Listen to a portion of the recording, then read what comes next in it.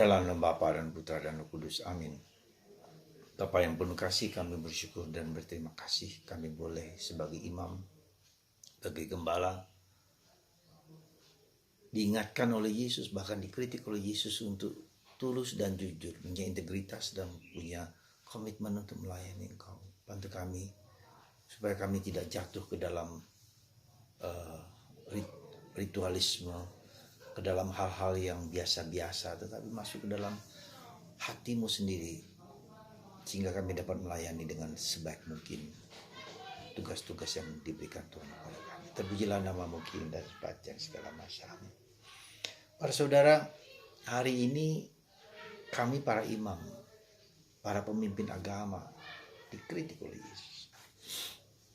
Dan ini sesuatu yang menurut saya sesuatu yang adil juga, karena pada umumnya kita sebagai imam, sebagai pastor, sebagai gembala memberikan wejangan, nasihat, inspirasi, insight kepada umat. Tapi tidak jarang apa yang kami berikan hanya sekedar di mulut kami dan kami tidak menjalankannya dalam diri kami masing-masing. Bisa begitu bagus, begitu indah omongan kami, tetapi tidak kami jalankan. Hidup itu laku, kata orang Jawa. Ya, urip iku laku, hidup itu laku. Hidup itu menjalankan apa yang harus kami jalankan sesuai dengan apa yang diajarkan Yesus kepada kami. Jadi hari ini merupakan suatu peringatan bagi kami para imam untuk melayani dengan tulus, melayani dengan ikhlas, melayani dengan sungguh-sungguh, tapi juga menghayati apa yang Tuhan yang diajarkan itu kepada orang lain. Ajaran cinta kasih, ajaran persaudaraan, ajaran pelayanan. Semua itu merupakan suatu kritikan yang Tuhan Yesus katakan pada hari ini. Kalau tidak, kita akan direndahkan. Ya. Dan karena itulah maka bacaan Injil hari ini merupakan suatu introspeksi bagi kami sendiri para imam. Sudahkah kami melayani dengan hati, bukan hanya dengan kepala? Sudahkah kami melayani dengan kerendahan hati, tidak dengan kesombongan? Seolah-olah kami mengklaim sebagai pemilik surga. Saudara, doakan kami para imam. Kami bisa jatuh di dalam ritualisme. Kami bisa jatuh ke dalam kebiasaan-kebiasaan yang seolah-olah sudah harus kami jalani. Kami tidak menjalankan dengan penuh semangat. Karena itulah saya mohon kepada Anda, ketika Anda ada di gereja dan melihat para imam yang pintar ngomong tetapi tidak pintar melaksanakan, doakan kami. Ketika kami mengangkat tubuh dan darah Kristus, dalam hati Anda yang terdalam, Tuhan curahkan rahmat kepada imam kami ini, supaya menjadi lebih rendah hati. Ada seorang bertanya pada saya ketika saya memberkati seorang suami istri. Dia mengatakan, Romo doakan kami. Saya bilang sekarang juga, mari. Saya rangkul mereka dan saya doakan.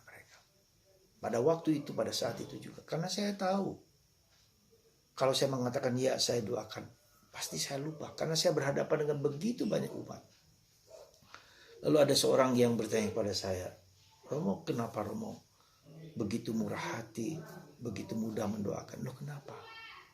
Saya ini hanyalah alat Tuhan, alat cinta kasih, alat belas kasihan Allah. Ketika orang itu minta, saya hanya menjadi saluran rahmat kepada orang lain. Dan saya tahu bahwa saya berkali-kali bilang mendoakan, tapi saya lupa sendiri karena begitu banyak orang yang minta didoakan. Maka pada saat itu juga kita harus menjadi murah hati. Dan itu bukan yang gampang. Mungkin kita terlalu sibuk dengan pekerjaan kita, dengan tugas kita, sehingga kita mungkin kurang ramah. Ketika kita menjawab dengan mungkin ketus, mungkin dengan apa, padahal orang itu sungguh-sungguh membutuhkan. Maka mari saudaraku terkasih, kami mendoakan Anda dalam misa, dalam ekaristi, dalam segala berbagai macam sakramen, supaya Anda mendapat rahmat dari Tuhan. Tapi kami juga adalah manusia yang tidak sempurna, butuh doa, butuh dukungan, supaya sinergi antara umat dan pastor, antara umat dengan gembalanya, sehingga kita bisa melayani Tuhan dan sesama dengan sepenuh sebaik mungkin. Kami juga seringkali katakanlah setiap hari, terutama hari Minggu bisa 2-3 kali misa, pergi ke sana. Capek juga di usia saya, mungkin dalam usia saya yang sudah agak tua ini juga bukanlah yang gampang.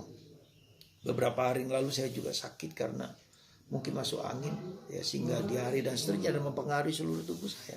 Ya itu juga tanda bahwa saya juga harus memperhatikan seluruh diri kita, dengan seolah-olah kalau tanpa ada umat yang mendorong saya untuk pergi ke rumah sakit juga merasa bahwa diri bisa. Nah, maka berkat bantuan mereka juga saya bersyukur bahwa kemudian ditangani dengan baik. Maka mari saudaraku terkasih, doakan kami para pastor. 1 kali salam Maria setiap hari saja sudah cukup bagi kami.